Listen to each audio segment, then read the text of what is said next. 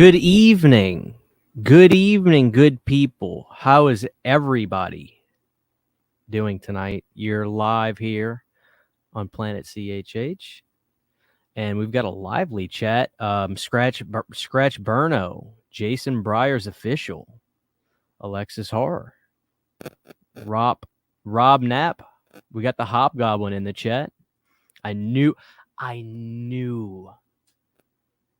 I literally knew as soon as I sat down to do this video, the Hobgoblin was going to be in the chat. K-Pop Junkie, how are you? We've also got Fat Pinhead in the chat. Good to see Fat Pinhead. We've also got Nick in the chat. Good to see Good to see Nick in the chat. Norn Rad, what's up? Nuclear, what's up? Mike C. Austin Woolcut, Ryan OG, John McCullough. How is everybody doing? Adrian James. All right. So really quick before we get going, guys, I want to say thank you for the super successful, and I have company tonight. Don't worry. Thank you all for the super successful launch we did yesterday on You Need a Candles. I'm very happy to announce that the Freddy candle was the first to go, which I had a vetted interest in that. Sydney swore to God that Jason was going to go first, and Freddy went first, which is just really cool. We also did really good on our Silent Night, Deadly Night candles, all that stuff. You guys have spoken. You want candles, so we're going to give you more candles. We're also still going to keep doing the wax melts because we love wax melts, and they're relatively cheap. But if you guys want candles, there's no sense in not giving you guys what you want. So you got more of those coming. And I heard your voices. The Garbage Day candle is coming, okay? You wanted Silent Night, Deadly Night 2. We're going to give it to you. So guess what Sydney's doing right now? She's making them. We also got another candle coming. We have Friday the 13th melt still available on the site. If you missed out with those, we have some of those available right now. But let's just get right into it. We have a great show tonight. Who am I bringing in first? Son of a bitch. You know what? He was here first. I'm going to bring him in first. The legend. You know him as America's sweetheart. We've got Garrett from Born to Be Red with us tonight. I'm American Rat Ass. There you go. Little Kid Rock tonight? Yeah, baby. What's going on, Christian? How do you always have the best shirts? Like you put me to shame. I thought I was the shirt guy, and you just like whip my ass every single stream. Got a little thing action going on. I don't know, man. You know, I've been always doing. I'm always into clothes and shirts and whatnot. So I got the thing like crew neck, big baggy, comfy, man. Look at that, boom, dude. It's gorgeous. Now, you're like me. Are you a crew neck? I'm a crew neck guy. I love crew necks, man. They're like my favorite. Those are my favorite. I know. It's just It's gorgeous. Where did you get that? Is that Dumb Good or? No, this was actually a Fright Rags like limited drop. So no kidding. Yeah. I'm hoping they do more. So this year. There's some website I saw. It was either Dumb Good or something else, but it's like kind of like, I don't know. Would you call that tie-dye or would you call that? Yeah. Are you talking about the Freddy and Jason ones? If you've seen those ads for those? I got the Friday 13th one. How's the quality? It's great. I love it. Really? Yeah, I would definitely recommend that Freddy one's sweet too. It's like red with the claw. Right. It's cool, man. Yeah, I would recommend getting them for sure. I get a large. I probably could have went XL. This is XL, and it's just super comfortable on the XLs on these. Right. So I probably, if I got the Freddy one, I'd probably hit the XL on that. So I'd probably go a little bit higher than normal. Cool. But yeah, man. Good deal. All right, well, Garrett, thank you for being here. I'm ready to talk some creature features. I feel like I haven't talked about that a lot lately, and I was like, this is perfect. Let's do this. Weird time, too early for Christmas. So we might talk a little Christmas. It just depends. But speaking of Christmas, let's bring in the jolly Holly legend himself, all the way from God's country, Mr. Brandon Tabata. He's got his Die Hard shirt on. You I do. Speaking of Christmas. Yeah, buddy. Yeah. What's going on, fellas? What's up, man? How are you? Good. Yourself? Thanks for having me. Glad to be here. Brandon, you were telling us earlier that we need to send our good vibes to Brandon. What you got going on over there, Brandon, in sunny Florida, or not so sunny Florida? Not so sunny Florida. Yeah, tomorrow we're having another hurricane. We just had one like a month ago? Not even a month ago. Yeah. So it shouldn't be too bad, but we're here. We're prepping, man. We're not going anywhere. So and we're on the river too. So hopefully it's not too bad. if I don't make any more content, like after tomorrow, you just know something bad happened. Don't come for me. Just, move on with your life. Oh, I'm coming for you. Now, when you say you're staying, are you fighting the storm? Are you going out in the streets with the flag and just Hell yeah. somebody's gonna play like something from Kill 'Em All, where you just stand out there? Probably on the dock instead, or maybe in the river itself. I have like a little flamingo pool float. Okay, I'm gonna strap myself out there. You live on a river. Can you fish in your backyard or anything like that? Yep, about 30 feet that way is a river. What is that like? Like, what is that lifestyle like? Do you ever just go get your dinner in the backyard? You a fish guy? I'm not, actually. I find fishing incredibly boring, unfortunately, and I'm not a big fan of seafood. What? Surprisingly, yeah. So it's kind of an oxymoron, I guess. Or it's yeah. What about you, Garrett? Are you a fish and chips kind of guy? A little bit of shrimp? Man. Oh, I love seafood, man. I'll take anything for sure. Now, listen, fish and chips are okay. A fish sandwich from McDonald's, like a fish stick sandwich, is okay. A cod sandwich, but I can't do squid or salmon or anything like that. I can't do it. Can't do it. Scratch Burno asks us, you live in a van down by the river. You're not. Are you a motivational speaker as well? Do you talk to kids going down the wrong path? Do you know what we're talking about, Brandon? Are you familiar? The van down by the river. I feel like I should be. This is oh man, you know it. This is Tommy Boy, right? Yeah. Okay. God, man, I used to wear that Best of Saturday Night Live DVD out with Chris Farley. It's so good. You got to see that, Brandon. And then the Chippendale sequence. That's a creature feature right there. The Chippendale sequence, yeah, with Patrick Swayze, right? Yeah, that's right. Okay. That's one hell of a creature feature. I love that. That is. Did you see they just did that on Raw for Halloween? Chad Gable and whoever his partner is there, they did the reenactment of the Farley and Swayze Chippendale. It was pretty funny. Oh, I gotta see that. Yeah, it's cool. Oh man. I always forget that stuff was from SNL, man. The 90s SNL was insane. Oh, yeah. Insane, man. Any Crocs in your backyard? No, a lot of gators, though. A lot of gators in the backyard and a lot of gators in the canal across the street in the front yard. So, okay, so this kind of goes with what we're talking about, creature features. Have you ever seen a legitimate, I'm talking you go in the backyard to whatever, you grilling, whatever, you going out, you're just in the backyard. Have you ever seen a legitimate gator crossing your yard? How close has one been to the back door? Tell me what the Florida lifestyle is really like. Where we are right here, there's a concrete backyard, and there's like a seawall, so it's hard for stuff to get up on the back. We see a bunch of gators swimming by because the canal leads to the marina, which leads out into the river right down the street. So we see gators come around that way and then float by the dock. But on the canal side, if I'm going on the acre of land across the street, we've seen plenty of gators just kind of sitting there in the shoreline. And sometimes they're hard to see, so you'll walk up pretty close, like within 10 feet of them. I've never been chased by a gator, but we've gotten pretty close. We've gotten pretty close, man. Florida man fist fights gator. That's Brandon. We need to get live gator footage, dude. I should get some. But Christian, you're in Louisiana. Like, you got to see a bunch of gators and stuff too, right? No BS. When I was living in Chalmette all the time, I've seen gators around here, not so much anymore. Here's a funny little story though, and then we'll get started. My senior year of high school, I took a trip with my friends. We went to Florida. I forgot where in Florida, but we were staying in like this log cabin in like the woods, and there was a sign that said "Do not leave material items outside of cabin." And and then we realized because there's gators everywhere. Right. So we got drunk one night and we took a pizza box with like a few pieces of pizza left. And I took the pizza box and I put like some Little Debbie cakes in there and like all kinds of sweet treats and food. And then we put the box right outside the front yard.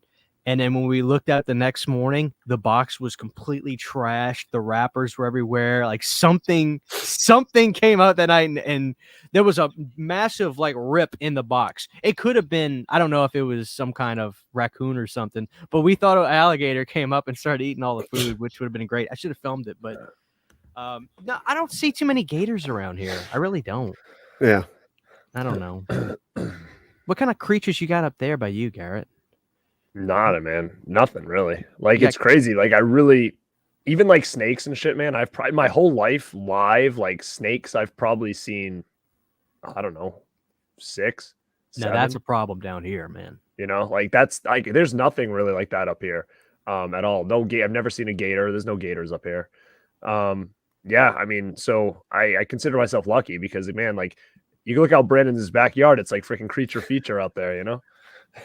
It is. It really is. Yeah.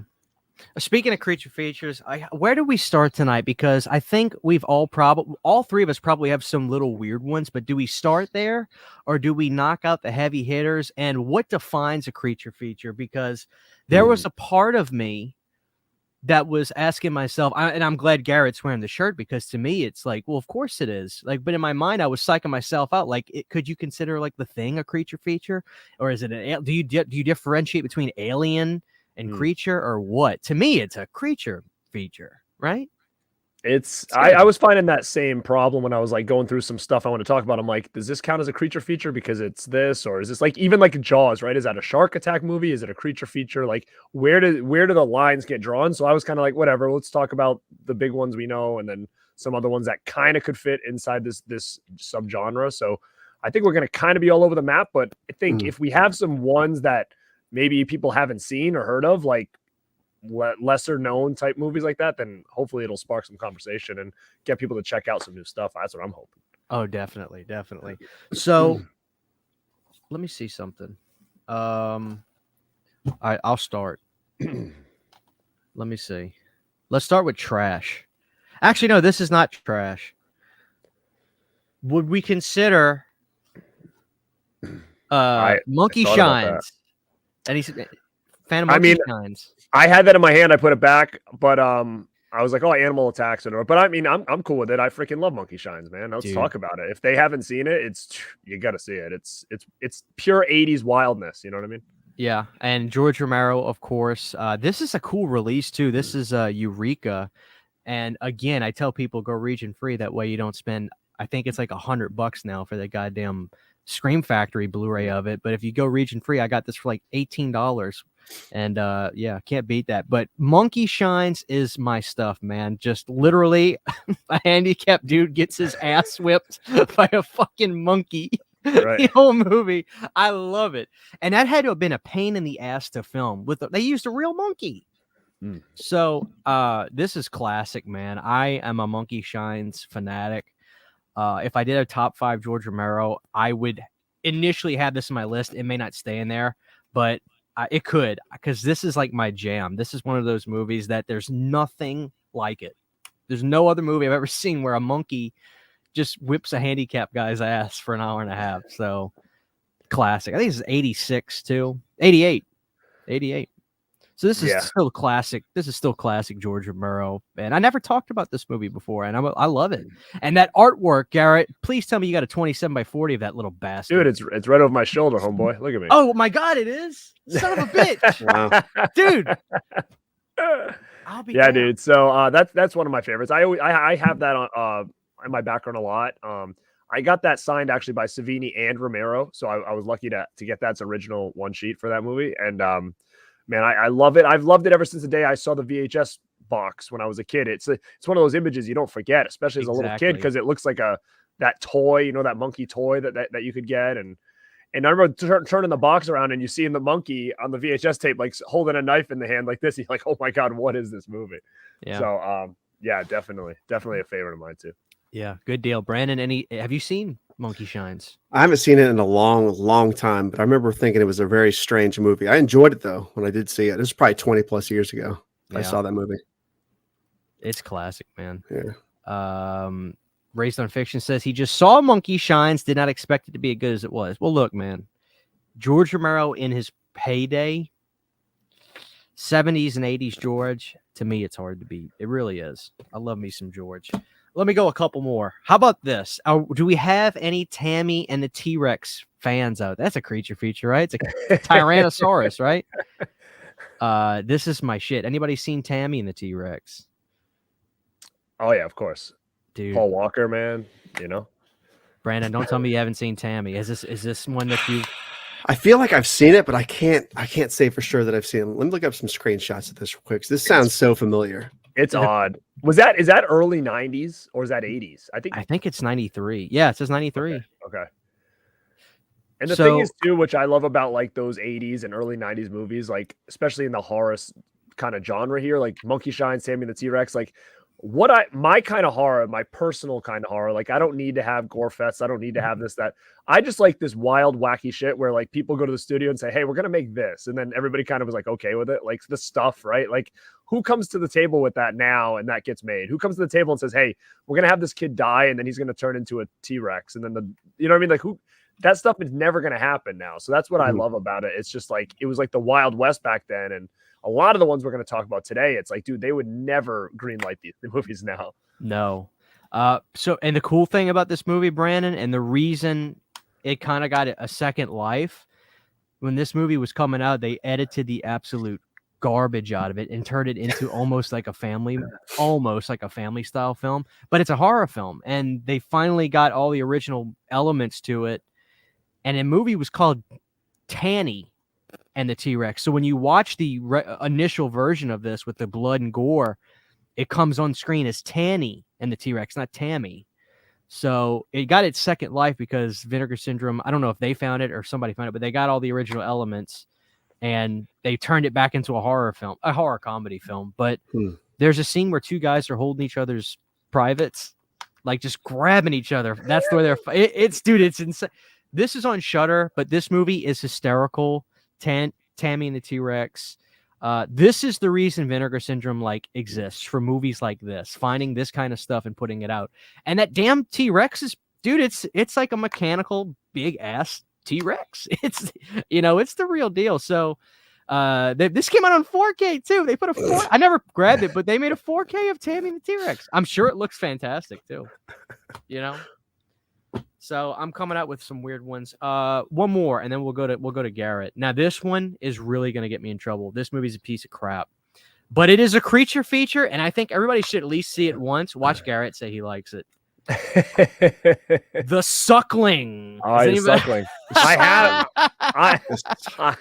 I have it, but I'm not going to say I love it. Dude, that's a Vinegar Syndrome release, right?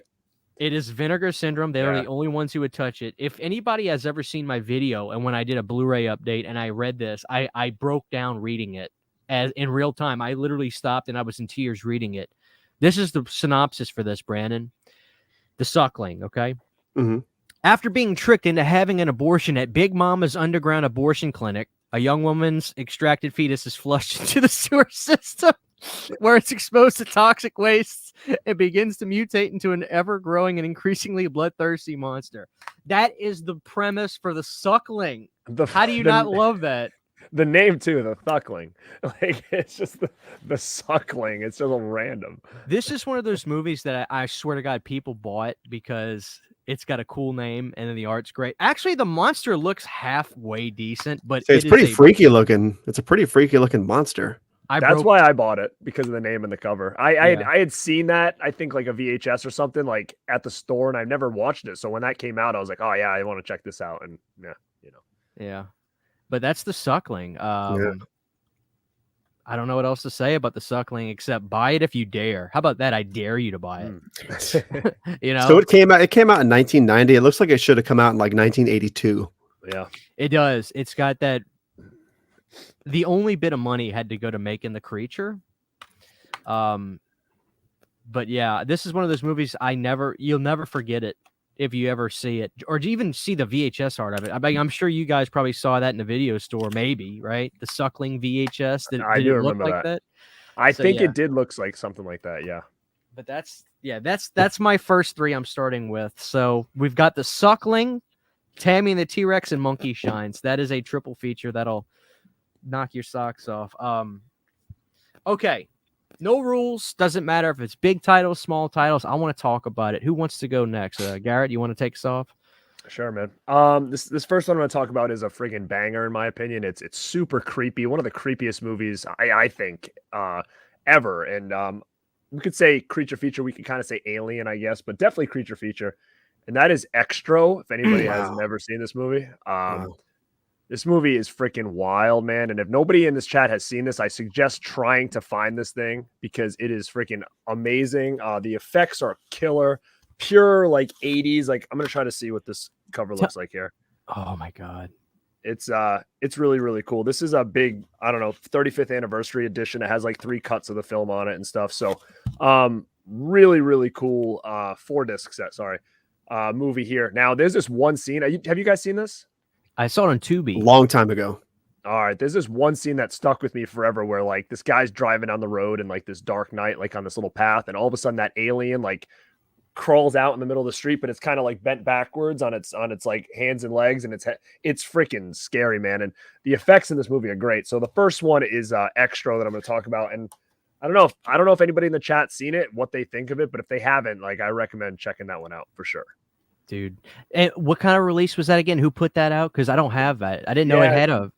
This one is a Blu-ray from I think it's region free, but who put this out?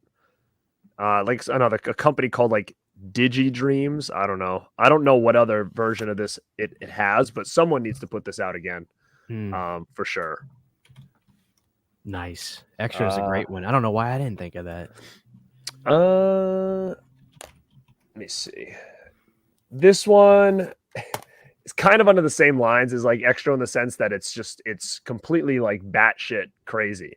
And again, should it fit on the creature feature? I'm not sure. But have anybody seen Manitou? No.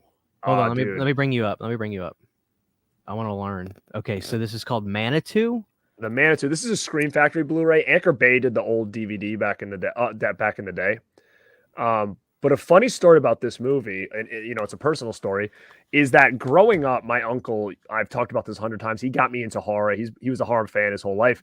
And when we were kids, he had bought a recorder and he used to tape and record like holidays, right? And when we got a little bit older, maybe like 8 years old, he let us use the tape that had like Christmas 1986 on it and all this stuff. And at the end of the tape, there was like this clip of a horror movie. And my brother and I used to scare the shit out of us. And we never to this day knew what that was to the time. And I can remember when I bought Manitou on VHS and watched it, I'm like, holy crap, that was the movie that he taped off of to like for our home videos was this damn thing, Manitou. And it's weird. It's about like a girl that has like this weird cyst on her. And inside that cyst is like an ancient, like Native American guy or whatever. It's a wild, wild movie. Very similar in vein as Extra as far as like the effects, just like off the wall bonkers. So I would definitely check this one out too, just for that factor of it just being so like, batshit Manitou. And you can get the Scream Factory. I don't know if it's out of print or not. I have no idea, but I would definitely check that one out. Damn it. It's going to be out of print. It's going to be out of print, but hopefully I can get it somewhere else. It may be available on, on Tubi for all I know. And then the last one I'm going to take, it's another Scream Factory one I'll just throw out there, and that's The Beast Within. Yes! God damn it, boy. Yeah, so cool movie, man. Great transformation scene in this movie. Very tense. Some people could say it was boring, but I mean, I like the build-up, and it pays off really well. So definitely another one I would check out if you guys haven't. Scream Factory put this out. Not sure if this is still available or not, but the thing is, like something like The Beast Within, if they lost the rights to this, I think someone like Kino will grab this thing in 2 seconds. So if you don't have it, hold your horses because I think you'll probably see it sometime soon. Dude, that movie is so good. And I went into The Beast Within thinking it was going to be a werewolf film. And that's not a werewolf. No. That's something else, man. That thing is disgusting. And that movie starts out brutal. I absolutely adore The Beast Within. That's probably one of my favorite Scream Factory titles I ever bought, just because I saw that movie for the first time from that, and it was one of the best experiences. I love it. I don't need a movie to be crazy the whole time, but if it's just tense as hell with a good performance, and the guy that was the kid was awesome, and then the payoff is undeniably great, that's money to me. So for me, Beast Within is awesome. Who wrote that? Wasn't that Tom Holland? I think. Actually, you know what? It might have been. I think Tom wrote it, which is why it's good. No. Oh, yeah, it was. Yep, you're right. Screenplay by Tom Holland. Yeah, Tom Holland's fucking man, dude. Dude, he's the man. That's a great pick. So yeah, you want to just keep doing like threes, maybe? That's threes is fine. All right, B Money. What's up? We can't see it. There you are. Talk to me, B Money. Darkness. I don't know if it counts, but do you guys remember a movie called Mind Ripper? Oh, I remember it. Yeah, was that the one that was like Hills Have Eyes 3 or whatever. Right. And I'm not I sure if it do really remember that. counts as I'm not sure if it counts as a creature feature, but he becomes sort of this creature, like a science experiment, if I'm remembering it correctly, right? Mm-hmm. Yeah, I haven't seen it in a long time, but I remember liking it a lot. It has a Blu-ray by Code Red, I think. Who is this? What was the name of the movie? Mind Ripper. Yeah. It's got 1995? Lance Henriksen in it and stuff. And I remember seeing it on TV way back in the 90s and enjoying it a lot. And I had no idea that it was like sort of an unofficial Hills Have Eyes 3 until recently. And I was researching the movie and I'm like, that's fucking weird. Yeah. It's got Lance in it, Christian. You're all in, bro. I am all in. If it's got Lance Henriksen. Now, does this look familiar, Brandon?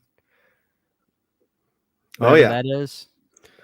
Yeah, I remember there being a really freaky scene where I think Garrett, have you seen the movie recently at all?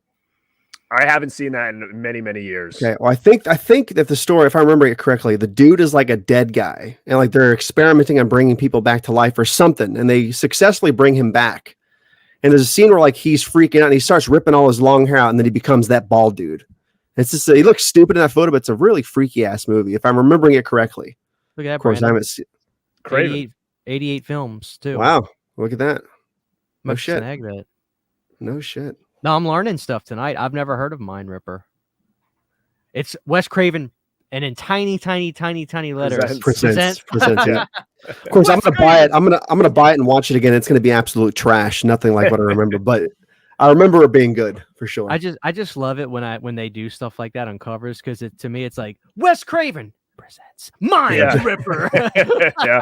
I mean that's not even like, look at how large that Wes Craven is. Like it's like that's not even trying to hide it. You know what I mean? No. Like, it's like the whole front. Yeah. Which is interesting because I was always under the assumption that the Wes Craven Presents thing was a post-Scream thing, and this is saying that this movie was 95. So it's interesting that we're seeing that from Wes Craven Presents that was pre-Scream, because I mean there was how many movies after Scream were the Wes Craven Presents? I mean the most notable one for me was Wishmaster. And there was a ton of them like that, but oh well, I'm gonna grab that, Brandon. Good job. Yeah, I'm gonna have to grab that too. I got a couple of movies now. All right, what else you got for us? How about, I mean, this is kind of mainstream, I guess, but Arachnophobia. That's a really good creature feature, right? I mean, I know there's spiders, but I love it. That movie, I'm not even afraid of spiders. That movie makes me itchy. You know what I mean? Every time I watch it. Mm-hmm. My favorite part of that movie is John Goodman. Oh yeah, absolutely. I always love John Goodman. I love John.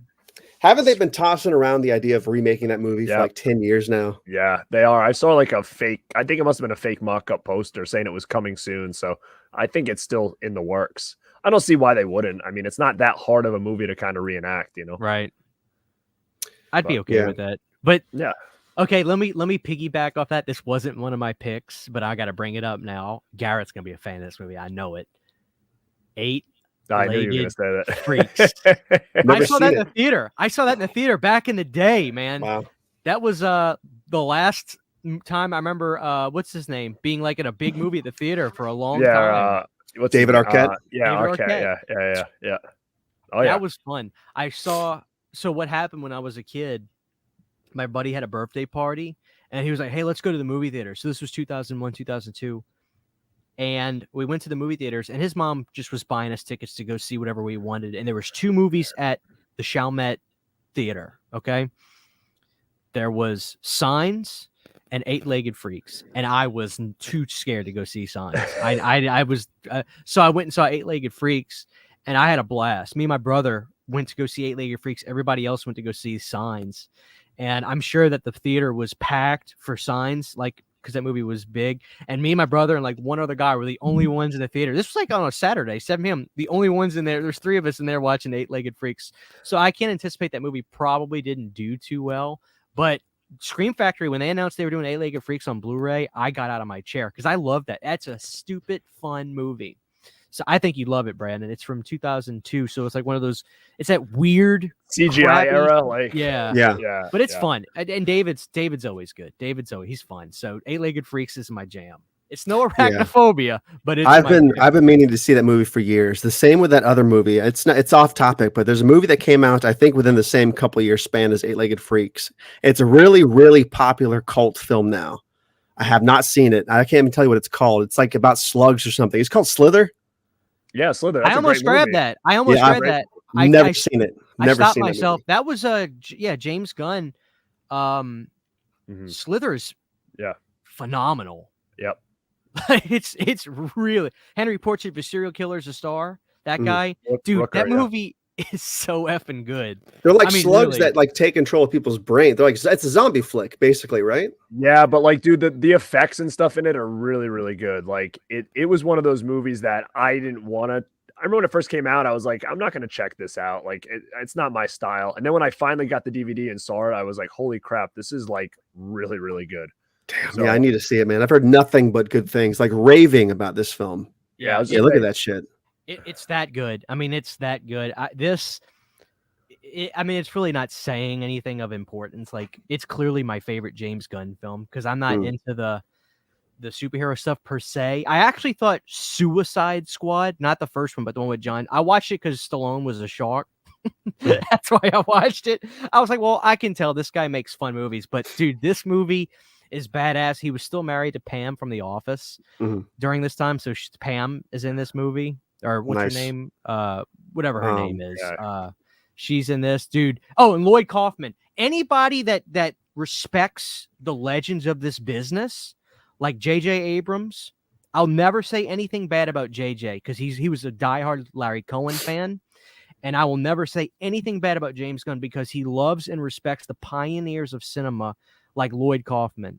And Lloyd talked about, like, when he was on the set of one of his movies, like, they were like the crew and like some of the department heads were like telling Lloyd, go over there, you get out of the way, blah, blah, blah.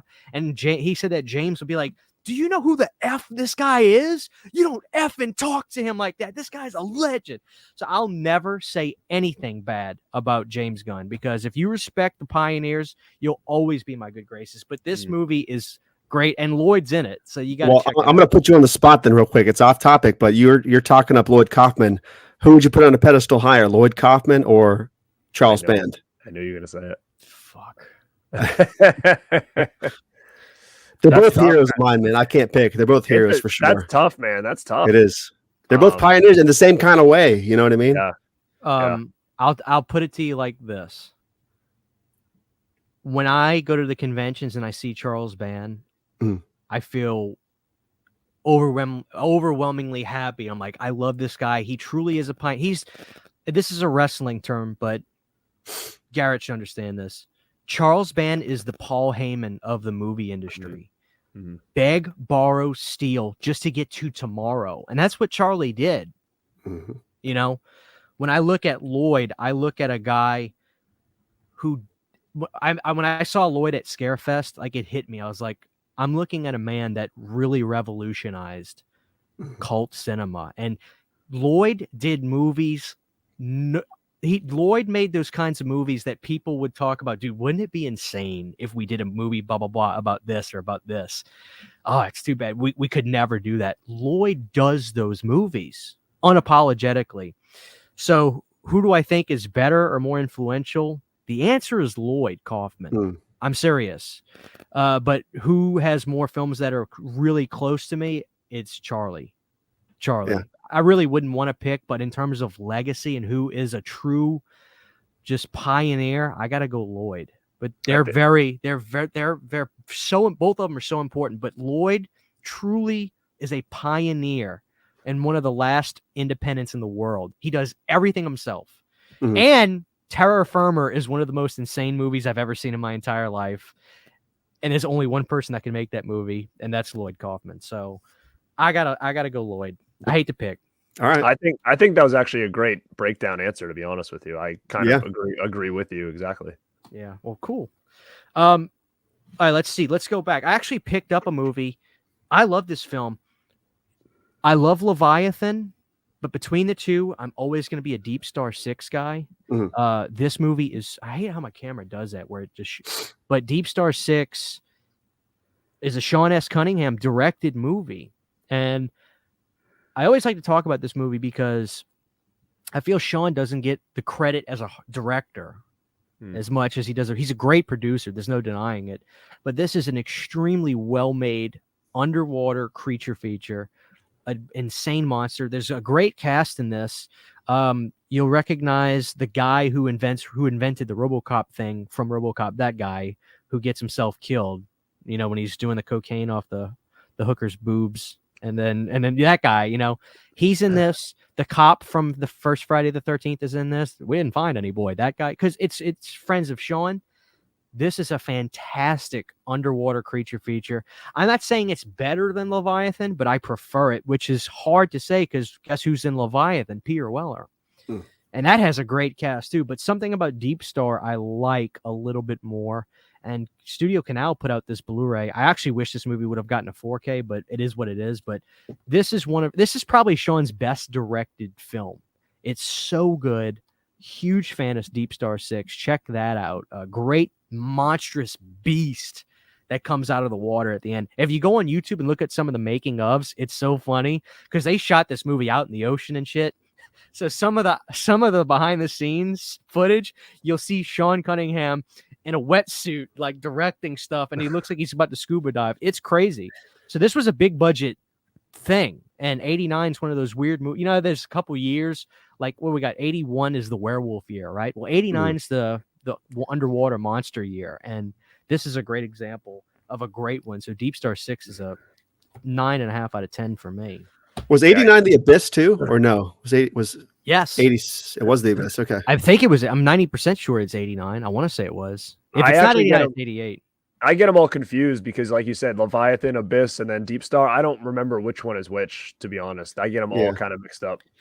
Yeah, as a kid, I got Deep Star and Leviathan confused all the time, but I liked both of them a lot. I remember enjoying both of them a lot, for sure. In my humble opinion, the coolest creature design is Deep Star because it's like this big, almost monstrous Venus flytrap looking thing. It pops out of the water and its mouth just opens up so wide. It's a great looking creature. Really, really good.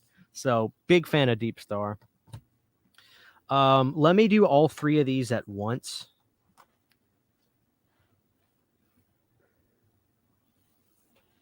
This is some of the best cinema ever. Garrett's going to know as soon as I say the name. There's one director who his films the second they start. And that gentleman's name is Frank Henenlotter.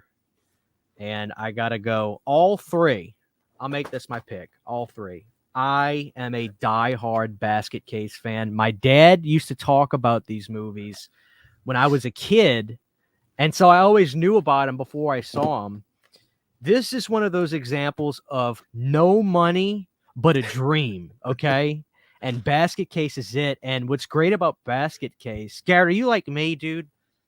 One thing I'm bummed out about with Maxine is it's going to be taking place in 85, okay? And I think it's going to be L.A. In my mind, this movie was going to be seedy, early 80s New York, which is what Basket Case is. I love that aesthetic, right? That seedy, crime-ridden, shitty New York. And Basket Case is that it's my favorite of the three, but these sequels are effing crazy and they get ridiculous. I love Basket Case 3 a lot, but they're both great. So Belial is a legend and quite possibly one of I should have had Brandon put Belial on the thumbnail, to be honest with you, but I didn't think about it in time. But Garrett, I'm assuming you're a big Basket Case fan as well. Love it, man. Love it. I loved it since the first time I saw it. Still, it's just, it goes back to what I said before. It's like, you can never bring that to the table now. That's just how wild that time was, that they would just let shit like that just fly. Be like, oh, we're going to have these two brothers. They're going to be, joined at the hip. One's going to be like deformed and we're going to cut them in half and they're going to try to find the surgeons and kill them. It's like, it's craziness, right? Like, I don't know how that flew, but I mean, it just works so well. And the budget's not even a big budget at all, but like, it just works. The CGI is not great at all, but it just works. Like, I mean, he gets better with the effects as the sequels come on, but like, you have that stop motion scene in the first one where like, it's kind of weird, but it still works, even though it's kind of weird, Yes. I'm actually always kind of hoped that like a company, like a Trick or Treat Studios or somebody would like put out a Belial, like in a basket. Like I would like life size. Like I've been trying to find something like that for 15 years and with no luck. So, and Ali, thank you for the super chat. I'm gonna get right to it. And I'm glad you brought up that movie. Damn it. There's a German company Phil's Creepy Vids did a video. I had him come on my channel to do this too. He has a porcelain big Belial. You've probably seen it, Garrett. It's a physical release, and if you turn it around, there's a slot where they put the media book in there, because Germany, they love them damn media books. So I kind of miss those, but it's gorgeous. But I want a big styrofoam stuffed Belial all day, every day. Hell yeah! I'm hoping that someday we get something like that. So, but my favorite thing about the first basket case is when Belial jumps out of the basket at the girl, and the whole thing is stop motion. So you see, it's so ridiculous, but it's the best, man. Basket case is money. I was kind of surprised that, to me, basket case has Vinegar Syndrome written all over it, but I love the fact that, dude, this is a freaking Arrow Video special edition release. And then Synapse got these 2 sequels, and they killed it on the artwork. I mean, that is crazy. Look at all that insanity on those. Definitely. So yeah. And thank you, Ali. He says $2 super chat. I really appreciate that, man. Rawhead Rex whoops all those creatures. I have that. Oh, here it is. I'll make that my third one. Dude, I'm a believer. I'm right there with you. Rawhead Rex looks like he's related to Goro from Mortal Kombat for me. Have you guys seen? Gary, you've seen Rawhead, right? Love Rawhead Rex. Yep. Dude, this is the interesting thing. Maybe you guys can explain it to me. When I got this on Blu-ray, this has cool reverse art. I'll reverse this. But when I got this on Blu-ray, some of my friends were like, "Oh, dude, that movie sucks. That movie's terrible." And I was like, "Really? That's sad to hear." And I liked it. I'm not saying it's the greatest thing I've ever seen, but when he shows up, when Rawhead shows up, he's whipping this dude's ass. I like it. I like it too. I was just looking over here because I have the VHS tape, and I have I think Kino did like a big edition for it and stuff. So I always like the movie. It's 80s cheese. It's a weird creature running through the town. Just like, I think it just works. The original, I have the original poster art for that. It's freaking a great image. If you guys haven't seen it, it's a real cool image. It might be that reverse one that I'll tell on there, but I'm a big Rawhead Rex fan as well. How about you, Brandon? I haven't seen Rawhead Rex in a long, long time, but I remember liking it a lot. But I'm over here. I'm trying to do my research on another title before I talk about it, because I remember seeing it as a kid. And there's a movie I saw as a kid called Scared to Death. Have you guys seen it? That sounds extremely familiar. There's a really weird scene of it's a creature feature of this creature. I think he gets loose from this laboratory. And there's a scene where he's going through this chick's closet or something, trying to get to her. And apparently, not to change the topic, but apparently the same costume was used in a different movie called Sinjanor around the same time. I'm just finding this out like in real time right now, so it's kind of blowing my fucking mind a little bit. So wait a minute, Scared to Death. Did that? I think it might be that poster, Christian. I forget. I think it's that one. Another cool. Check and see if that might have just came out from Vinegar Syndrome, like on Blu-ray, like last month. Scared to Death. If it's the same one you're talking about. Yeah, this one. Yeah, that one. That fucking thing freaked me out. Where'd you come in with these, Brandon?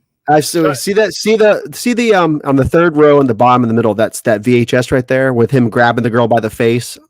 Keep going down, right there. That's the VHS I remember vividly as a kid. Right, home entertainment. Yeah, I bought a movie called Sinjanor in the early 2000s, and it had the same similar creature. And I'm just finding out now that it's the same fucking costume used in a separate movie around the same time. Isn't that crazy? Dude, what the hell? Brandon's coming out with check my mind is blown. And then type Vinegar Syndrome. I'm curious to see if it's the same movie, because if Scared to Death, it's a different. Damn, do you hear how fast he types? That's it, Garrett. Yeah, for sure. baby. That's the same. Right. Holy shit! Nice. All Brandon, right. are you actually gonna get some physical media? Where you at, B? I don't know if I have that. Maybe. Do I? I don't know. But if not, I'm gonna get it now. Yeah, Christian, type in Sinjanor real quick. SYNGENOR. 1990? Yeah. Is that a sequel? It's called Sinjanor, but it's apparently called Scared to Death 2 in some countries, but it's the same fucking costume. Oh my god, look at that thing. That thing's wild. Anyways, that's an off-topic, mind-blowing revelation right there for me. Hey, dude, that's cool though. I've never seen these ones. So that's cool, man. Thank you, Alexis $1.99 super chat. She says, "Peep that carton of the stuff." We get some stuff over there, bro, too? Oh, dude. Oh, yeah. Okay, can I say something that's going to piss somebody off, Garrett? No, What? it's going to piss you off. Might piss Brandon off. Let me just skip since she brought that up. One second.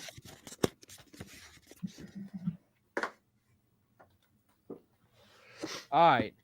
Now, when it comes to the molten, nasty things that take over your body, the blob. Oh, hell yeah. Hold on. Oh, hell yeah. This I'm going to piss you off, Garrett.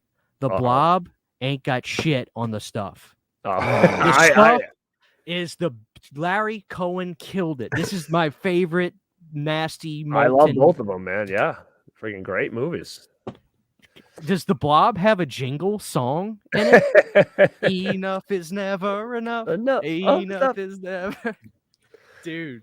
No, but for real, these are great. These are great. I figured we were going to bring up the blob, but I really love the stuff. I mean, there's Larry knows how to do extremely funny characters, and this movie again is just the best. This is God, this is one of my favorite Arrow releases too. But this movie right here, man, the blob is great. I'm really being a little silly, but and Chuck Russell killed it. The scene where the girl puts her hand into the no, it wasn't the girl, it was the dishwasher. Yeah, and he shoved his hand into the. Oh God, I don't know how they did that, but that looked so good. Wow. But the scene where I think it was, I forgot what character, what the character's name was. Chocolate Chip Charlie, where he's on the, where he gets that he's on the wall, and then the stuff just goes, and it goes out at him, and his face, like, oh God. Even still, like even that scene with like the dog when its jar opens and the stuff's like pouring out of the dog's mouth. All right, that was always a good killer. So Garrett, answer the question: which of the two is the better film? And I'm not talking. It's not just about effects, right? There's more to it. I'm gonna say between the two, I would watch the stuff more than the blob on a regular. It's to me, it's more rewatchable. They're both great. I love them, but for me, I've watched the stuff a lot more than I watched the blob. Brandon, I'll take the blob any day, man. Bastard! I love the stuff. I love this stuff, but the blob has such good rewatchability. At least for me, man. It does. It really does. They're both so good. It's funny when I talk to people. I did a video a long time ago. I say a long time. It's like a year ago, ranking the three The remakes: The Blob, Stuff, The Thing. So many people were like, The Blob, The Blob, The Blob. It's my favorite. I'm not saying it's the best, but it's my favorite. It's like, dude, The Blob, and it's so unsuspecting, right? Because the original I like the original, the Steve McQueen movie, but like you just don't expect that. Like they're gonna remake the Blob in the 80s, but dude, it really is that good. But it is. The Stuff is a Larry Cohen film. You can't replicate Larry's writing. I swear to God, man, the Stuff makes you so hungry for that shit. Like every time you watch that movie, as gross it is, I want to eat some of it. It looks like melted vanilla Dairy Queen ice cream. That's what it looks like to me. Dude, it's the best. It is the best. I need to put some whipped cream in here. Garrett, when are we going to do a stuffed skit where we put whipped cream? I did it. Remember, was it you? Whose channel was I on when I was eating it when I popped in? Was that you? No, who was that? No, I would have broke down in tears. What is that? It came with it. I don't know. It's what? Like yeah, look. Oh, we have a different one. Is yours soft? Can your bowl's kind of squishy? Yeah. Oh, dude. I have 1, 2, 3, 4, 5. I have 5 stuffed containers. Oh, and I have one that's from the movie that's signed by Cohen. It's one of the ones from the supermarket scene. So you were probably seeing him in conventions back in 2012, 13, right? Because that's when he was doing that. Yeah. Do you want me to go get it? Hold up. Yes, go get it. I got to see his screen use stuff. All right, let me put a poll up on the show. The Stuff or the Blob, and if the Stuff loses, I'm gonna be so. Brandon, why have I not done the stuffed candle or wax melt yet? What am I? I don't know. What would the scent be? Would it be vanilla? Look at this stuffed candle. Well, I just said to myself, why have I not made that yet? I was walking over. I was like, you know what? I'm gonna tell Christian he has to do a stuffed candle. This is dude. Right here. What is the scent? Is it like vanilla? Let me make you solo, Garrett. I don't know what that scent is. Like a marshmallowy vanilla? It's got to be marshmallowy vanilla. Marshmallow, yeah. There's the candle, the stuffed candle. Dude. There's Sydney! All right, go ahead. I got this one. This is probably like the one you have. It's like hard. Then I got this one. Then the screen used one is right here. So it's bigger. Wow. And it's got Cohen's on it. So this was from the supermarket scene where the kid was knocking all the shit down. Dude, that's epic. So yeah. So Dude, that's a cool I'm piece. so jelly. I put a poll in the chat. The stuff or the blob? Everybody pick the blob. Here's the problem. Do not vote if you haven't seen the stuff, okay? I understand it's not as big. Don't just vote for the blob. Go watch. No, you can't come back and do the poll. Look at this. Oh my god. That's from that's the blob. Look. That's so sick. Where do you get this stuff? Oh, dude, I've been doing it a long time, man. I forget where I got this thing. I don't even know if I can take it out. Don't open it. But yeah, man, great movies. But yeah, I think you should definitely do a stuff melts or a candle or something. Dude. And how about this? Where do you get your little candle cups? Sydney gets them from some kind of distributor. Like we have to buy like a number of them at a time. It's like a wholesaler. Are you talking about the wax melt packages or no, like the candles? The metal candle things, like the Cochrane one I have. Yeah, it's some website Sydney goes to. They're like a wholesaler, so we have to buy a number of them. We have to buy X amount at a time. You know, it'd be wild. I don't know if it's even possible, but imagine doing the garbage day in like a mini trash can and have the wax in there. That. I told Sydney that. That'd be so sick. Yeah, and she was like, Christian, I just don't think that's feasible. But I don't even know where you'd find that, you know? Right. Dude, great stuff. No pun intended. Well, Garrett's classy. Brandon's gonna come around to the stuff. I'm gonna make Brandon watch the stuff, and he's gonna be like, "Hey, dude, I just gotta say, you were so right. It's not even close." I'm telling you, I'm not. No, I think we should do a stuff watch along, and we all eat like shit, like melted Dairy Queen. I'm all for that, man. Anything eating. Let's do it. We'll have to book it. All right, so the stuff lost significantly, but we have it was 65 to 34% with 26 votes. But the stuff has its fan base. So Brandon, did you have I know you're spitballing your ideas, but did you have anything else concrete before? I do, but before I do, Garrett, just to piggyback off of what you just pitched to Christian, just so you guys know, Christian, you can buy miniature metal trash cans off Amazon in a 4-pack for $14 a piece if you want to make those candles. Just throwing that out there real quick. You know what, dude? But if you're gonna do that, probably make a small amount and just charge a lot for them. You know what I mean? You know what I mean? Like say, hey, there's 12 available, and then people are gonna buy those, man. $20 a piece. You know? Yeah. Well, maybe we can do that soon, but I know we've already got them. We have already got the candles made, right, for the garbage day. So those are gonna come, but we're also. And if the chat wants to give us any recommendations, we have enough materials to do another candle. But yeah, we'll think about that. But that's a good idea. It just I didn't think about it soon enough. But the garbage day one's going to smell great. I promise you that. But the stuff is happening. There's no way I'm not doing the stuff candle. I'm jelly of that one.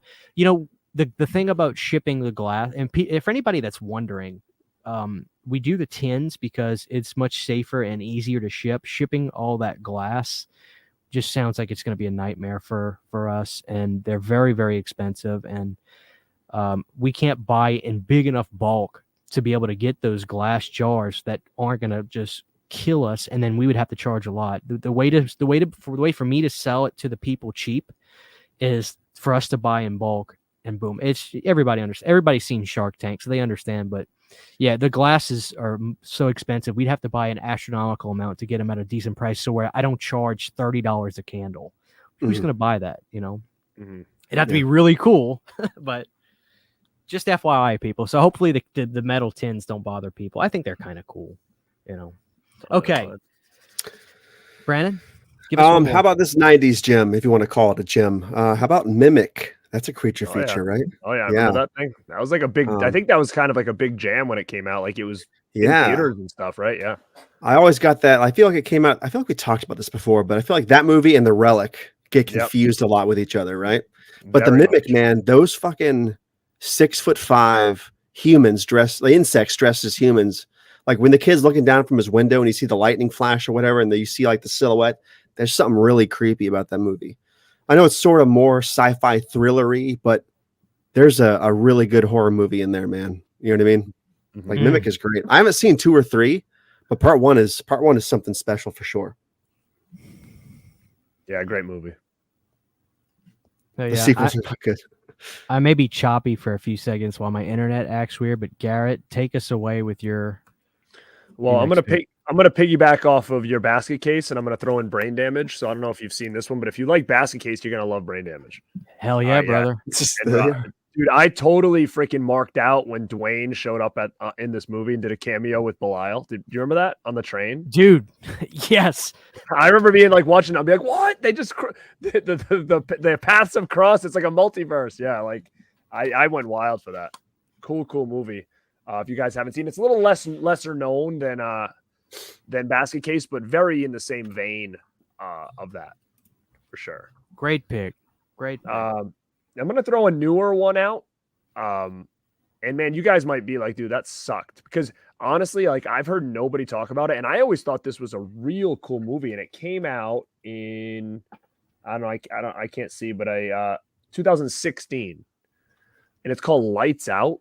Did you guys seen this movie at all? Yes. Has anybody ever seen this? Yeah. I thought this was a pretty damn good movie. I thought this was really effective, and it's got what's her name in it, and man, Teresa Palmer, and she is unreal in looking in this movie. So that doesn't hurt it either. But I would recommend this one if you guys haven't seen it in a while. I thought this was really good. It says, producer James Wan, and I find that this is better than a lot of his well-known movies or whatever. So I'm going to throw that one out there and see if anybody else says anything about Lights Out, because no one ever mentions that damn movie. I remember that short story that was that short video on Facebook that got really viral, which made that movie happen. Do y'all remember that? No, you know which one I keep getting that confused with? Remember Mama had a short? Mama had a short. I keep getting that one confused. I don't remember that one. Lights Out. Dude, yeah, Lights Out. It was like a 2-minute video that went viral, which caused that movie to happen. It was this viral thing on Facebook with this girl. It's the premise of the movie, basically. This girl's going to sleep and she shuts off her hall light and she sees the silhouette. Turns it on. I do remember that. It was viral as fuck on Facebook. And then, sure enough, they made that movie. So yeah, that's a good movie. Glad you picked it. Do you guys remember? Thanks. Do you guys remember this? There was a guy that was doing a lot of shorts for a while. He was getting really kind of over, and I thought maybe he was going to make his own films. There was this one short. I don't remember the name of it, but like it was this guy laying in bed or something like that, and his phone rings. It's him and his wife laying in bed, and his phone rings, and it's his wife saying, "Hey, I'm outside. I'm locked out." And then he kind of turns over and be like, "Who the hell am I laying next to?" And you see like that vision of that thing, like sitting there, like smiling or whatever. Yes. That shit freaked me the hell out for so long. I'm like, this has to be a movie. Why is this not a movie? And I don't know whatever happened to that whole thing. Do you guys remember what that was called? It had a name. I haven't thought about it till you just said it. Till last time I saw it. And there was a certain guy that did it, and he just kept putting out shorts after that one. And I'm like, oh, this guy's gonna get a movie. And I never remembered after, but that image of that chick laying there was like freaky as all hell. Guys, once we get past the bulk of our list, we'll give it to the audience to drop some creature features. But let's keep it rolling. Here's my next 3. Brandon, you should be happy. Hold on. Because if it's a movie that has a sequel, I try to knock them out together. That way we can get the show rolling. How about some Swamp Thing? Yes, Ooh. That and counts. Return to Swamp. Why did it's a creature? Okay, I didn't even think about it. That's a creature, pimp. That ain't no man. Or is it a man? Dude, the Return to Swamp Thing is a fucking masterpiece. God damn it. Brandon, give me your pitch for why Return to Swamp Thing is the better Swamp Thing film. It feels more like a comic book, man. I get that the first film is grittier like the actual comics, the Saga of Swamp Thing comics, right? I have a bunch of those. But the Return to Swamp Thing is hokey and cheesy as it is. It feels more like the comics. And I can't explain it any better than that. It's just a more fun movie, man. The soundtrack's better. The original score is better. Heather Locklear is unintentionally funny. Sarah Douglas is in that movie, right? I mean, that movie's awesome. Yeah, Sarah Douglas, Heather Locklear. And what's the guy's name? The guy's name who plays Arcane. I don't remember. Always slips my mind.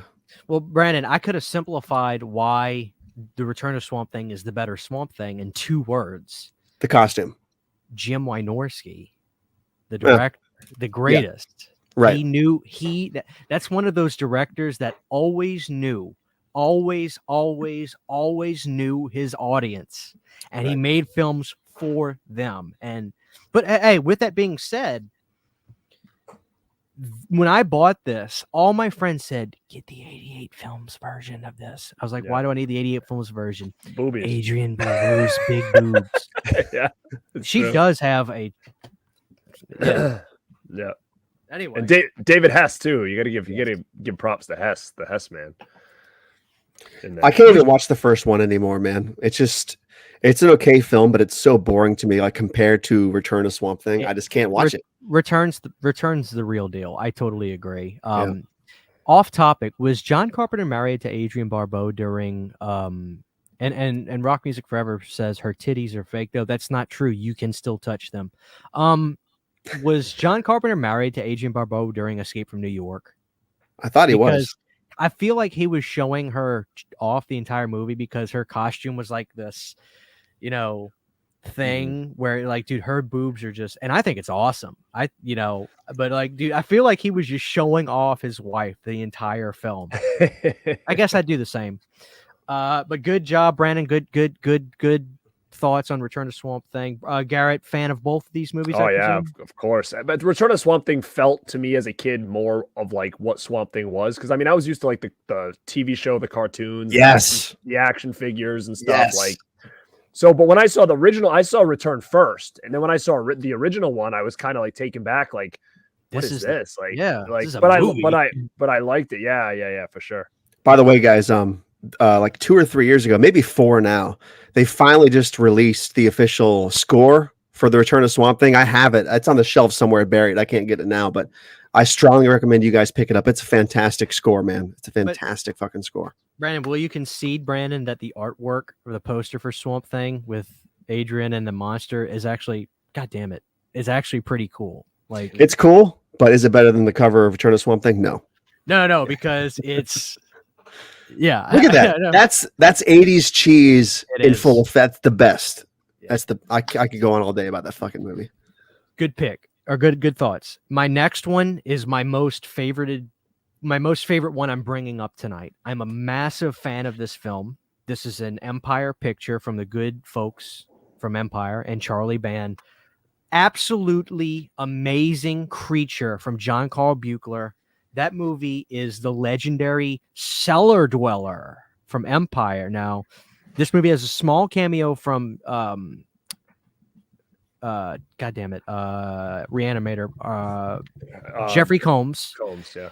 This woman goes to this kind of like offshoot school or place or some place where she's like a cartoonist and she draws for a living, and she gets involved with some kind of old artwork or something that basically opens up this portal for the Cellar Dweller to show up. Brandon, Garrett, have you seen Cellar Dweller? Oh yeah. Yep. Okay, so how it's been a while though, but it's good. Yeah, it's the Scream Factory double feature. Yeah, but you know how legitimate the monster is. Oh yeah, in this thing, and it's from John Carl Buechler. And when I bought this double pack, I went in with the intentions of being like, it's a Charlie Band film. I've got to see it, but I'm not expecting too much.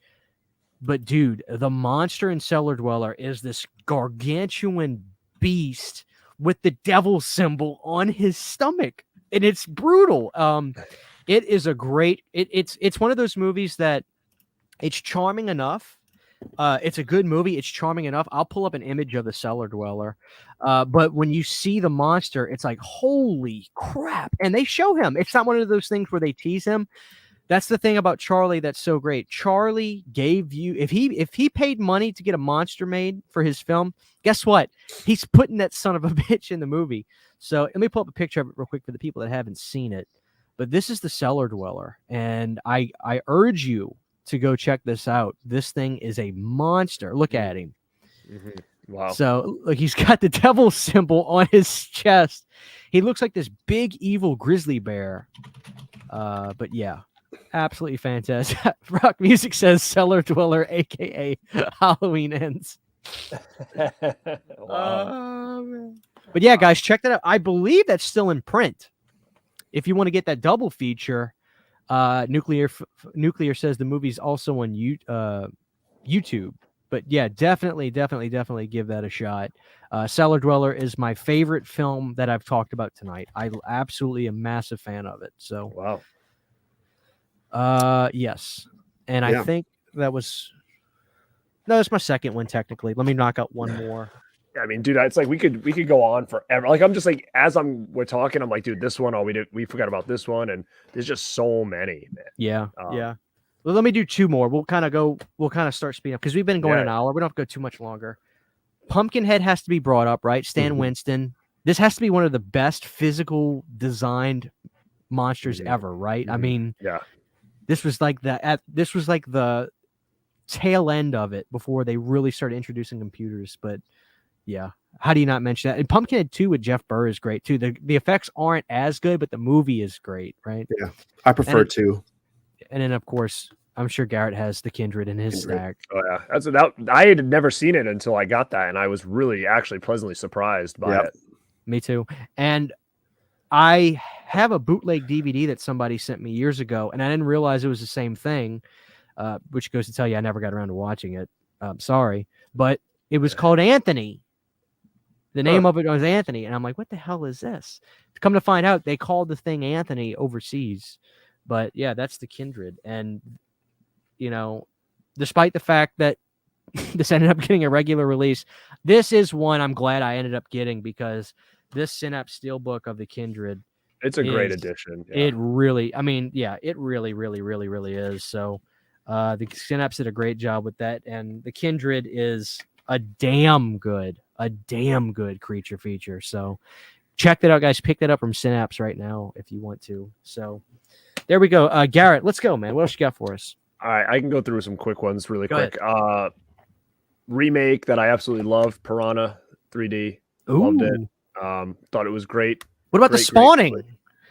The Spawning, we got part 2. Come on, Garrett. This one, this is more. We did a watch along last year around Christmas. This is one of my favorites, but it's so bad it's good, and that's Elves.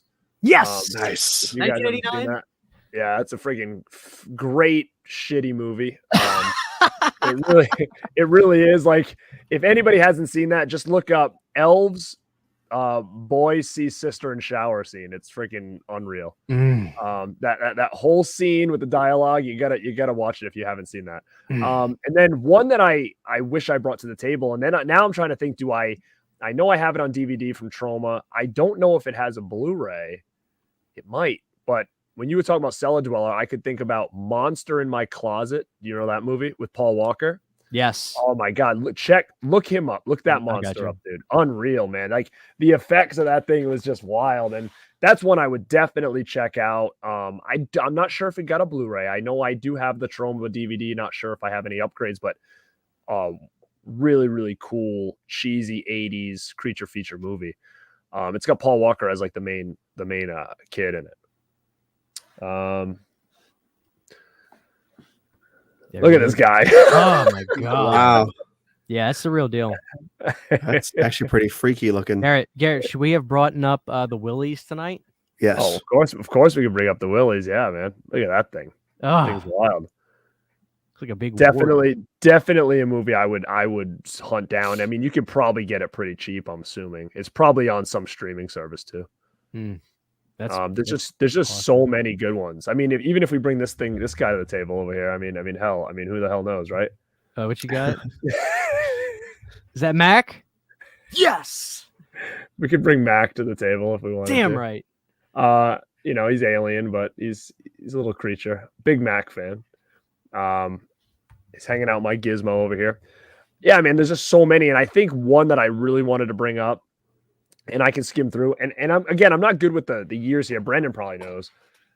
But first one I ever got, Godzilla versus King Kong, or King Kong versus Godzilla, was like my jam as a kid. So if we start bringing up like Godzilla right now, like I'm a huge Godzilla fan, but I like Godzilla in like this small window. Like I'm gonna show you the ones I like. Like I think the last one in this window is like 85, Godzilla 85. My favorite one.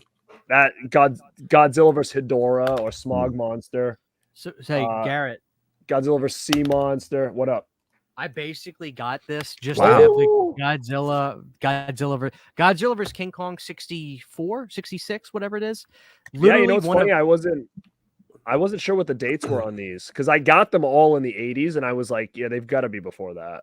Yeah, I am a diehard. I know talk about much. I'm a diehard Godzilla fan too, and I got all these. This is the was this the Showa era? It's all the old ones from like the 50s and 60s and everything. Yeah, I don't have that. What does that go into? Do you have Gigan? Do you have Mechagodzilla, Megulon? Is that all in there? Those are my favorites. Son of Godzilla, Monster Island. Yeah, I can look at the roster on here. It's got all. Yeah, I'm curious to see what's on there because I'm a huge fan of like that one era, and then they got into really more CGI. Godzilla kind of changed his look, I think, after 85, and got a little more CGI heavy. I'm not really into those ones. So it's got the original Godzilla. I think it's got both versions too. Godzilla raids again. Anguilas. King Kong versus Godzilla, masterpiece. Absolute Great movie. masterpiece. I love how King Kong looks like roadkill in the face. He's like looks all burnt and shit. Mothra versus Godzilla. Yeah. What does that say? Ghidorah, three-headed monster, the best. Yeah. Yeah, Garrett. I'm surprised you didn't have this. This is a lovely set. No, I don't have it. Invasion of the dude, that right there, the freaking Godzilla dance. That's like my favorite thing where he's like, ring, ring.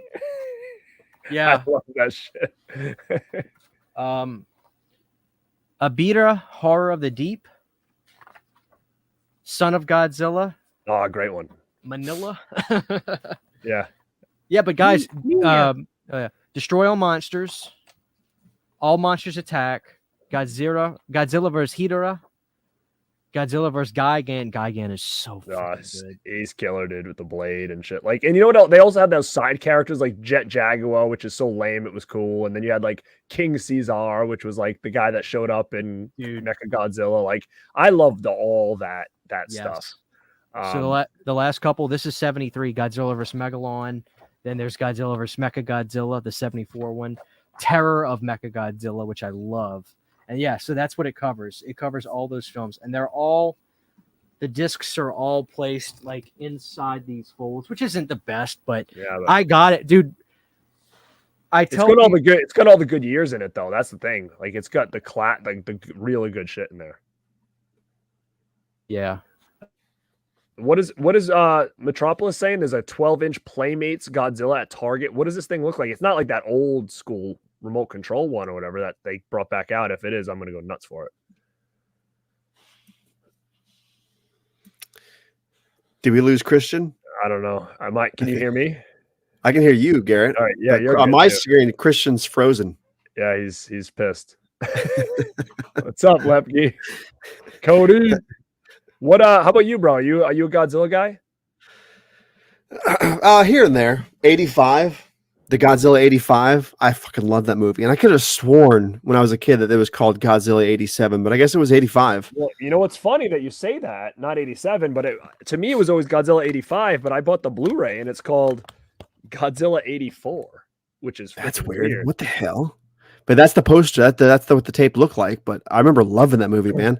At the end of that movie, he jumps into the volcano, right? Yeah. Mm-hmm. Right. I thought I thought his look was way meaner in that one than on like the other ones that I used to watch. He kind of had like a kind of a cute look, but that one he was like a mean son of a bitch. So yeah, definitely. So I don't think I haven't seen all of them.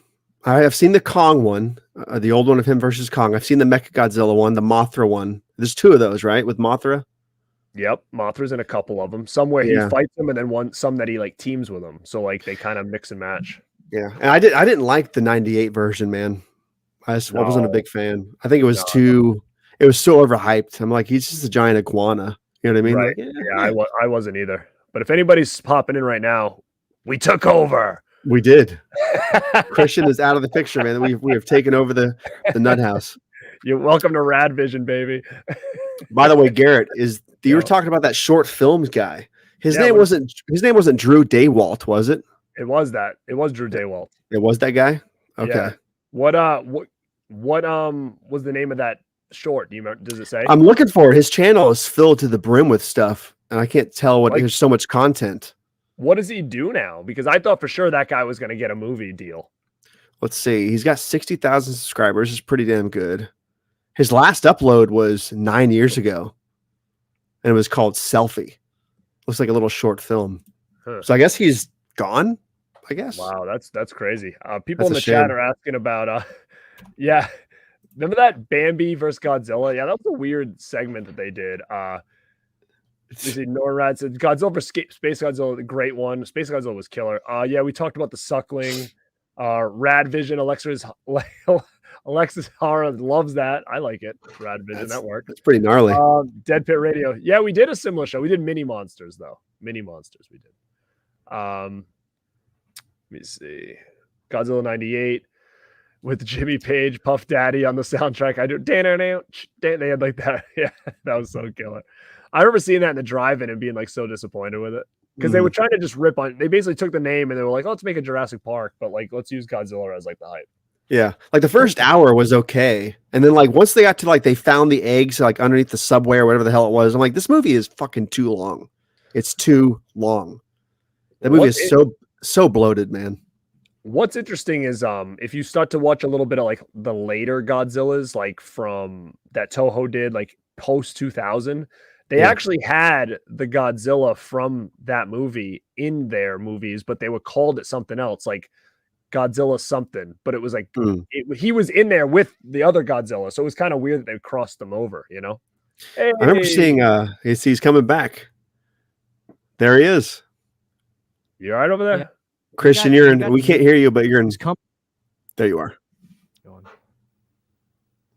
He'll shut this thing right now. Yeah. Yeah. This new company took over our internet. I don't know if I'm not loud enough, but this new company took over our internet a while back, and they randomly just like reboot our shit and then test stuff out, and it cuts me out. It's a pain in the ass. That's shitty. Yeah. Thank you, Lopi, for the $3 super chat, by the way. Anyway. We were just talking some Godzilla. That's all. Yeah. I'm sure you guys brought up 84, which is one of my jams. Yeah, we were talking about that. As a kid, it was Godzilla 85. And I thought the VHS said 87, so there's a weird timeline discrepancy happening here. Very weird. Yeah. Godzilla 1985. I can remember that. Unless what happened was maybe it came out in Japan in 84. And then it came out in the US in 85, maybe. I think that might have been what it was, because I think it had like American actors in it. So maybe they just kind of threw it over here for the next year. If memory serves, Roger Corman reshot some stuff with American actors under New World Pictures. And so he called it Godzilla 85. Really? Yeah. Interesting. That is a weird interesting thing. Speaking of that, I'm not sure how new it is, but there's a newer Godzilla film, I think that was made overseas. I think it was while the new American versions have been happening. I don't know what the hell it's called, but I saw a picture of Godzilla and he looks really freaky, man. Like his teeth are all like they're coming out from every which way. It's just a really freaky design. I have no idea what it's called. Was it that Shin Godzilla? I think it was. That sounds familiar. Shin Godzilla. I liked Shin Godzilla. They came out. Yeah, that is it. That is it. He looks so damn freaky, man. That's a crazy design. That's a weird. That's a crazy fucking design. I need to see that. Yeah, let me see. Is it available to buy? Looks like there's Blu-rays of it and stuff. I'm looking at, but the design is fucking freaky.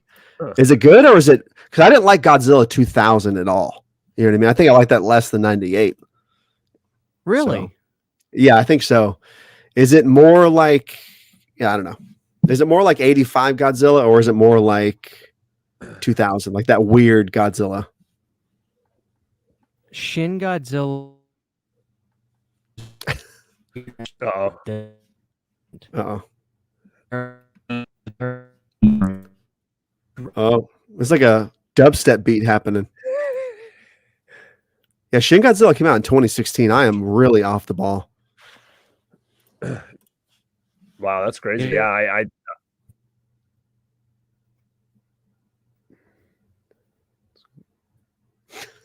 what's going on over there? Welcome back to Rad Vision. We're going to talk all things Godzilla. Christian, we could just hear you getting angrier and angrier and like inside these bleeps and boops, but we just can't see you, man. His face we just can't see you. He just froze again, and now it looks a little more angry, doesn't it? Look at. Oh yeah, he's pissed. The next time he's gonna come, it's gonna glitch. He's gonna be like this. The show is just gonna end. Stream canceled. He's gonna cancel it. So guys, CHH in the chat, ends. throw some questions out before he cancels it. He should have shut this thing right down. Alexis wins the comment section tonight, man. Welcome back to Rad Vision. Oh man. So what do you watch around this time of year? You still hitting the horror? Or are you taking time off? No, I'm hitting the horror. I spend November every year trying to find really good Thanksgiving horror movies, and I feel like they just don't fucking exist. Like I'm not a huge fan of the Thanksgiving movies. Right. You know what I mean? Like they're okay, but I'm just they're not really satisfying. Well, and like Eli Roth never made his fucking Thanksgiving movie, so dude, it's like why never you that's money, dude. That's like such a money idea. I don't know why you would have never made that. I don't know why. Maybe it's like maybe he's afraid it'll take away from the like iconic status of that trailer. But I mean, they made every other fake trailer in that movie into a movie besides like maybe SS Werewolf Woman of the whatever the hell it's called. Well, like Hobo with a Shotgun's a movie. Everything else is a fucking movie now. So yeah, even the Werewolf SS, like I mean, it wasn't a movie, but like that cartoon he did basically had all those characters in it. Super Beasto, whatever. Super Beasto, right? Yeah, it had all those characters. Blood Rage is a good one. Someone just brought up. That's a cool Thanksgiving one. If you haven't seen, Arrow did a nice Blu-rays. I don't think I've seen it. One. Oh, you gotta see Blood Rage. You'll like it. You'll like that one a lot. Blood Rage. Is it 80s? It's got to be 80s. I'm assuming. Yeah, it's like a slasher. Yeah. 19. Let me see what this. Maybe I have seen this. Hold on a second. 87, huh? Yeah, you're gonna like it. Arrow did a nice Blu-ray of it. See, this guy looks so fucking familiar. This dude with the machete. I feel like I have seen this back in the day. Probably. Yeah. So it's a Thanksgiving themed movie, I'm assuming. Yeah. Yeah. Sweet. So it's definitely one to check out. But you're right. There's not many. I actually have like a stack of things that I want to check out, more or less like some rewatches, things I haven't seen. Like I might have that Scared to Death because I ordered like the Vinegar Syndrome bundle a couple months ago, and they sent me just like a bunch of shit that I was like, it just came with the bundle, and Scared to Death might be on there. And if it is, I'm definitely going to check that out ASAP. That's awesome. I need to go back and rebuy that or rebuy Signgenor or whatever it's called, because I owned that on DVD and I had no idea that it was in the same universe. My mind is blown tonight, man. that fucking costume freaks me out and Scared to Death. And then again, Signgenor. Yeah, I mean, I hope the people in the chat, like every time we do shows like this and we start talking about movies, even though I've seen them a bunch of times, like I always want to go back and watch them again. Like right now, I'm kind of feeling like, oh, we're done the stream. Maybe I'll throw on a Godzilla, or maybe I'll throw on Scared to Death, or maybe I'll throw on Basket Case or whatever. So, all right. So Christian's coming back. If not, I'm sure he's going to shut this down. He doesn't want us taking over his channel all night long. We didn't talk about the It's Alive movies, did we? No, the trilogy. Those are good though. I haven't seen those movies in so long. Then it got really wild when it was like he was on an island or whatever. Island of the Alive, yeah. I think I remember that movie the best out of the three of them. Because there's only 3, right? Or is there 4? No, I think there's 3. I think it's Island of the Alive, It's Alive 2. I think one of them had like another baby or something in it. Critters. We didn't talk about Critters. We didn't talk about Ghoulies tonight. I mean, they're on the logo. We didn't talk about Baby Freddy. I mean, there's just so many that there's so many good ones. And I feel like it's too big of a name. Like I was thinking, like, do vampire movies count? Do werewolf movies count? Like what exactly? Like it doesn't have to be a small creature. I was kind of figuring like Ghoulies or Critters size, sort of. Unborn we haven't talked about. That's another one we could talk about. There was a movie called The Nest we could have talked about. I mean, there's just so many that could fit in this genre, but I mean, that's what I kind of like talking about it, is finding different things. And you bringing up a couple tonight that I'm like, oh shoot, I've never seen that. And even me bringing up Manitou, I'm like, man, I haven't watched that in many years. I want to check it out again. Tremors, we could call that back in there. I see Cody just messaged that. Alexis says it too. Yeah, like, is there any that you thought of or you had on your list that you didn't bring to the table? Yeah, there was a movie I saw in the early to mid 90s, right? It was a movie I saw on my video store shelves for years, but I never rented it. It was a really weirdly oversized VHS box too. And on the cover it had a three-headed alien with sharp teeth and a bunch of blood. And I think the VHS tape was called The Return of the Alien Deadly Spawn or something like that. And then years later, I finally rented it in the 90s and watched it, loved it. Extremely gory film, cheesy, but extremely gory. The creature effects were fantastic. But apparently later on, I found out it was actually just called The Deadly Spawn, and they released it with a weird title. Deadly Spawn, yeah. That movie has a really good moody atmosphere, man. A really freaky movie. Like the basement scenes are pretty frightening. And that creature is really realistic looking, at least from what I can remember. I haven't seen it in a long time. It definitely is. It's one of those movies that I don't know if you remember, there was a big controversy when it came out on Blu-ray. It looked so bad and it was so dark that like the company swore that they would come back and re-release it better. And it's kind of one we're still waiting for. I didn't know that. Yeah. That sucks. Yeah, so there's no good HD version then right now. I don't think so. And Mike Sullivan, what's up, man? I actually had Ruins in my hand before I came alive and I put it back, but that's an awesome freaking movie too. That's another one nobody talks about. I think The Ruins is great. And of course we didn't talk about things like The Descent, which is a definite win in the creature feature. Descent was a home run, man. Seed People. Seed People. Oh, Holy baby. crap. And I got my Ghoulies trilogy. Ghoulies are creature features, man. Garrett, how about this? We got. And it's not creature feature, but I got it. They called me. They called you. They said, I heard you got that for a good price, pal. Send it back.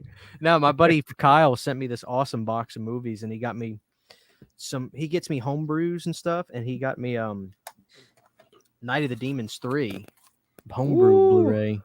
Oh, blue. Wow. Yeah. And so he sent me, I guess he's heard me talk about this, and like I love Nightbreed, so the fact that I have this now is hysterical to me. But yeah, I heard you guys talk about It's Alive. Yeah. And It's Alive is so damn good. And Island of the Alive is Larry knew he couldn't replicate doing the first movie again, so he made it ridiculous. And I think Island of the Alive is hysterical. That movie is so funny. I love those three movies. Wasn't there like a rumor that like they kept putting something on the set and like you could see it in different frames? Like a chicken. Oh, is that what it was? A rubber chicken. Yeah, it's a rubber chicken. It'd be in like a tree or something. You'd see it in the background. Yeah. Yeah. That's funny. All right. Is there anything else? Hopefully my mic's working. Rocky's excited. It didn't sound like you could hear me. It sounds good to me. Okay. Well, is there anything else? Because we've gone through a lot of stuff. The only thing I didn't mention was like the Boogans. It's a little sleepy little, decent little creature flick. I don't know. Is there anything else you guys had? I mean, I think we could go all night. It's just, where do we stop? I mean, that's kind of the thing. But I think hopefully that people got some good ones, some nuggets out of there tonight that maybe they haven't seen. I'm actually curious before we leave, like, oh boy, that's a nice one, dude. That's nicer than the one I have over here. Raging Zombie Studios. I bought it years ago. That's cool. Yeah. He's cool. He's a puppet. Did we mention anything tonight that you guys in the chat haven't seen? That's what I'm curious about. Hopefully somebody checks out Cellar Dweller. And I need to see that movie. I did hear you guys talk about Baby Fred. I see which him is why over I put him on the thumb. You know, let me just grab him. That way people can see him up close.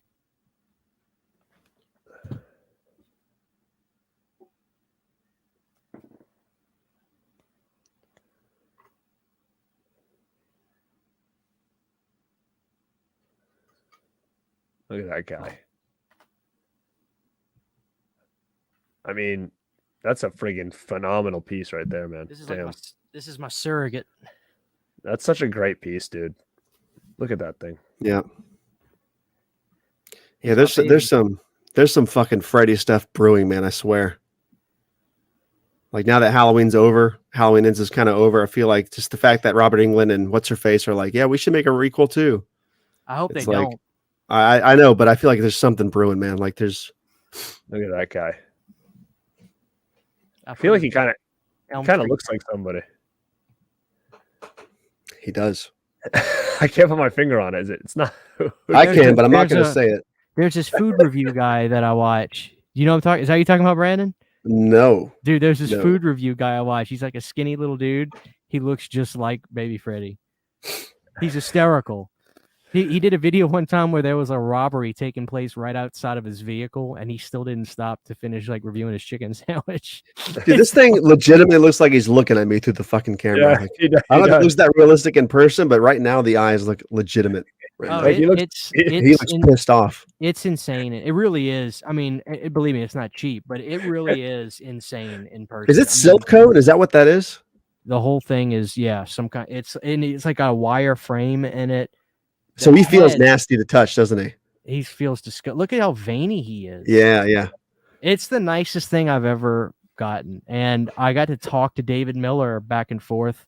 We emailed and then we texted a little bit. And I told him how big a fan I was and how much I've always wanted this. And yeah, he was really cool. And he goes, yeah, man, I only offer these a few months out of the year. And sometimes I only do it every other year or so.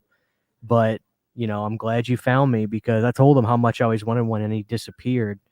And he says, I'm gonna make sure yours is going to be done with extra special care. And I'm going to make sure the paint job's the best it can be, blah, blah, blah. And he was really nice. And he told me, he's like, when I was texting him the last round or whatever, it's been a while since I talked to him. I don't message the guy that often. I don't feel like bothering him, but it was cool for him to say, yeah, you know, like in my career, I've done a lot of cool stuff, but that Baby Freddy was one of my favorite things I did because there was no template for it. They just told me create a Baby Freddy, and I thought it came out really cool. And I have to agree. I think it looks, you know, one of the coolest. This is reason enough to watch The Dream Child is Baby Freddy. You know, it is. So yeah, he's my baby. I love him. Yeah, man, it looks great, dude. It really does. Like, yeah. I love him. Let me put his hat back on. He got a little Elm Street hat. All right, let me put him up.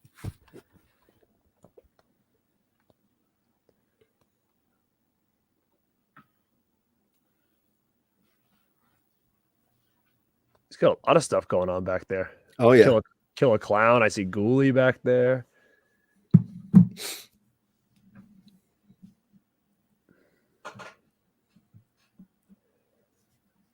Speaking of stuff we didn't talk about, but the gingerbread man on the right side of that thumbnail is from Krampus. We didn't talk. The Krampus is so full of content; it's almost hard to talk about because, like, you could talk about that shit for like 2 hours. I got the 4K of that. I need to get the 4K of that shit. It looks good. If you have the Blu-ray, you're probably fine. But there are new interviews and stuff on there's new what's his face interviews, the director on that release. It's an extended cut too, right? It's called the Naughty Cut. Am I correct? And it's not worthless extra stuff, but I mean it's cool, you know. But it's not life changing. But if you're a fan, definitely grab it. I mean, that movie feels so old school. It feels like an old school 80s movie you watch every Christmas season, and it is. Like since that movie came out, I watch the movie every Christmas season. Man, Krampus is fantastic. I was talking to Alexis about this the other day. Toni Collette's in that, which is why I'm bringing it up. She is such a good actress. It's not even funny. Mm-hmm. I just watched the show, and I urge anybody to check it out. It's called The Staircase. Netflix did a legitimate documentary on the story about this guy whose wife died falling down the stairs. And the whole thing is about whether he really did it or not. And there's 3 ways that the people think she could have died. She was murdered by the husband, pushed down the stairs. She legitimately fell, or an owl attacked her because they found a weird hair follicle from a bird in her fingernails or something.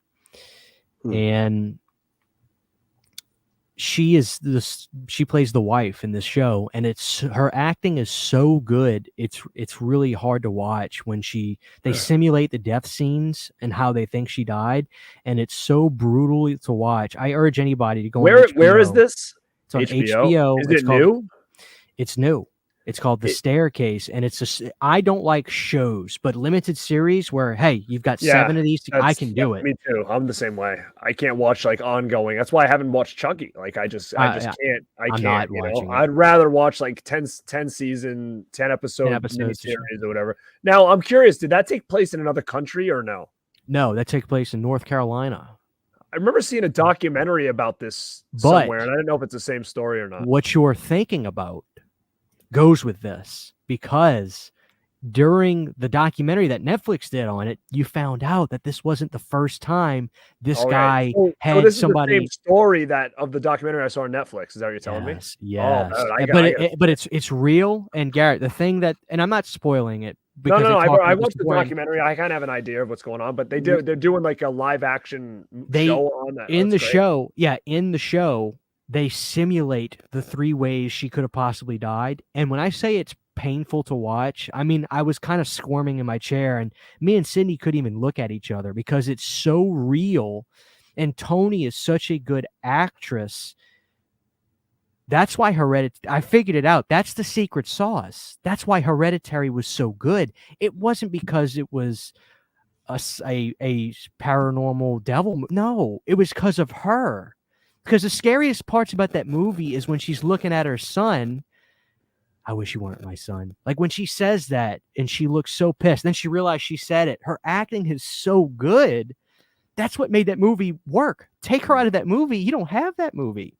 You really don't. There's a great shock factor with the girl's head getting ripped off by the pole. Spoiler alert, but I think everybody's seen Hereditary.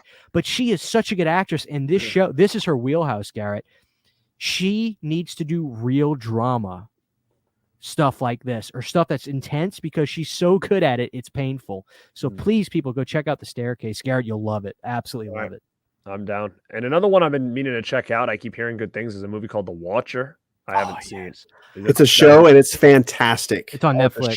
We started watching it last night. We watched the first 2 episodes. Dudes, when I tell you this, it's the most, it has a vibe to it. It is the most atmospheric, weird show I've seen in years and years. I still can't tell if it's really supposed to be a horror show or a thriller show or a drama, because there's so much mystery. I can't even explain it. Right. It's so good. It is so good. You are? Okay, excellent. Where are you at, Christian? Just the second episode. I just started as well, but I finished The Staircase. The Staircase was so good, Garrett. Let me put it into perspective too. I started watching the show by myself, and then on one of my days off, I put on episode 2 in the living room while Sydney was doing stuff in the kitchen, and she kind of sat down, and I finished the second episode. And to be polite, I was like, "Hey, what do you want to watch?" And she goes, "The next episode." Like, she didn't see the first episode, but just from watching a little bit of the second episode and seeing how good the acting is and how intensely dramatic and real it is, we finished the whole thing that whole day. We knocked all of them out. We just went right through it. You said it's on Netflix? HBO. It's called The Staircase. Toni, this is probably the best thing Toni's ever done. So it's that good. So that's how we're ending the... That's how we're ending the Creature Feature show. Talking about TV shows, man. I mean, again, we could have been here all night, I think, talking about these creature shows. But I mean, I think we threw some good ones in there, classics and some, obscure ones, which was cool. Yeah. Hey, the last thing around. Are you guys Cloverfield fans? Big Cloverfield fans? Or? Oh, yeah. I thought I liked it. I mean, I'm not wild for it. I thought they both were great movies, no doubt. But I haven't rewatched them many, many times. Yeah, absolutely intense. The first one. I haven't seen part 2 or 3 or whatever the fuck else they're doing with that series. But part 1 is intense. Part 2 I thought was good. I didn't. Is there a part 3? Well, there's like the Paradox. There's Cloverfield, 10 Cloverfield Lane, which is John Goodman as a maniacal. So good. He's great in that. And then there's Cloverfield Paradox, which was a Netflix movie. It's pretty lame. Wasn't there a zombie film too that came out that was like a spin-off in the same universe? It was like a futuristic military zombie. It came out like 2 or 3 years ago. Oh, I don't know. What the fuck was it called? I don't know. Okay, I can't think of it, but I thought it was supposed to be a Cloverfield-ish movie. I could be wrong though. Yeah. But somebody just said, Paradox went straight to Overlord. Michael Sullivan, that's what it was called. Oh, yeah. I haven't seen that. I have that. I don't think I've opened it yet. Is that supposed to have to do with Cloverfield? I think it's related. Michael Sullivan, correct me if I'm wrong. Is that supposed to be in the same universe as Cloverfield. Yeah, so 2 people say Overlord. Wow. Okay. Weird. People don't like shaky cam. I get it. I'm a found footage guy. The shaky cam doesn't bother me, but I can understand how people get sick by it. It is what it is. Anyway, Garrett, what do you have coming up, and where can people find you? You can find me over at Born to Be Rad. What do I have coming up? I have a show on Thursday night. I'm going to do kind of like an Rad Up All Night show, just talking bullshit. And then the big one is going to be Saturday night at 10 p.m. It's the newest Rad Pack episode, and it's going to be like a big Q&A type thing. So it's going to be a lot more of a chill Rad Pack episode, but it'll be fun because we're going to have a lot of interactions and stuff. So we just kind of dropped the hype thing for it today and stuff. So yeah, that's the big one. I'll be watching. Nice. I'm ready for that. 10 p.m. Saturday night. Sweet. What about you, B Money? Dirty Money? Find me at Tabata Vision. Oh yeah, Hurricane Man. You guys can find me at Tabata Vision. I don't really have a lot planned for the month. I'm trying to line up some stuff for next month. So I'm trying to get some stuff recorded for like reviews of Silent Night, Deadly Night, that kind of shit. Again, though, I'm trying to find a good list of Thanksgiving stuff. So I'm definitely going to check out Blood Rage sooner than later. You know what I mean? Yeah. Thanksgiving, maybe? A little Thanksgiving. I've seen Thanksgivings. I'm they're okay, but we just don't have a lot of really good Thanksgiving horror films. I think like iconic ones. Yeah, I guess the only Thanksgiving which pisses me off. Yeah, the only Thanksgiving movie I legitimately watch every year is Blood Rage and Planes, Trains, and Automobiles. Ooh, absolutely. Can I go off on a tangent? I need to go off on a tangent really quick. I'll make it really short. Good one. Okay, Planes, Trains, and Automobiles. Yeah. What's that, Garrett? Okay, that movie is creature feature. We'll talk about Planes, Trains. Let's right. I'm the best, one of the best holiday movies ever made, right? Probably the best holiday movie ever made, right up there with Christmas Vacation. Do you guys agree? Planes, Trains, and Automobiles. But for Thanksgiving, it's a Thanksgiving film. So why the fuck, when the new release DVDs came out like 10 years ago, I swear to God, I still have it somewhere. I swear they marketed as a Christmas film because the covers were white, they were standing in snow, and they were surrounded by Christmas gifts and Christmas trees on the cover. I don't know. Maybe let me ask you this, and I'm not defending them, Garrett. I mean, Brandon.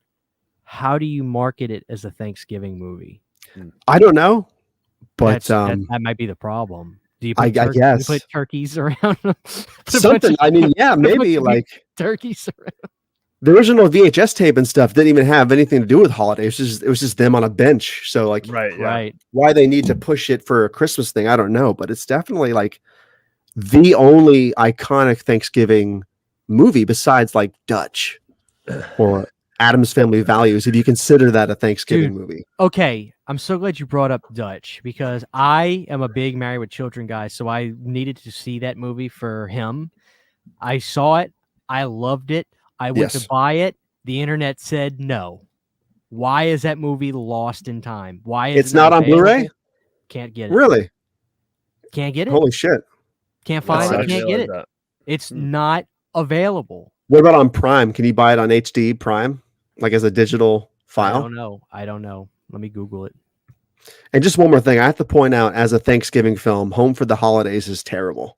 Just throwing that out there. Never saw it. It's so boring. Yeah, it's on Prime, but owning it on DVD or anything is impossible. That sucks. The thing with so good. Planes, Trains is do you they think that they're trying to market it a certain way? Because to me, and I could be wrong, but Planes, Trains, I felt like got buried for a while because of all the other big, movies that came out around that time. And it took me a little bit to see that one, but man, like, I feel like the more I see it, like as a kid, I didn't like it as much as I liked all the other ones, the Hughes movies, but now as an adult, I feel like that one is so good compared to the other ones. Like it's good. That scene with him going like, just telling him off for like 3 minutes about like how much he sucks. Like, dude, that is like some of the funniest shit. Like where Steve Martin was just going nuts on him or whatever. Like, I just can't. Dude, yeah, and to that effect, when John Candy retorts with his like really emotional speech about, I like me, people like me, like that's some really deep, not Oscar worthy, I don't know, but like that's some like really hardcore acting like that. I feel like it's overlooked a lot. Like that movie's that movie's a masterpiece. We need a 4-hour fucking extended cut of that thing. Oh, isn't there? There is one, right? I heard there's a secret cut, but I don't think we're ever gonna get to see it, which sucks. Where he's like, my hands between two pillows. Those aren't pillows. Those aren't pillows. Yeah, I love it. It's But, a reverse National Lampoon Vacation movie, like where he's trying to It get is. home. You know? Yeah. No, but that's a good segue as we go into this season. What's the TV movie called? Ben Grimm said a TV movie called Intensity. I never seen it, but I do like High Tension. We are getting Planes, Trains on 4K. Oh man, Mhm. before Thanksgiving Coming this out- year, Coming out I think it's soon, like I think. any day, like any week now. Yeah. I'm gonna fucking spend my whole next paycheck on 4K releases. I have like 35 of them in my Amazon cart right now. Mm.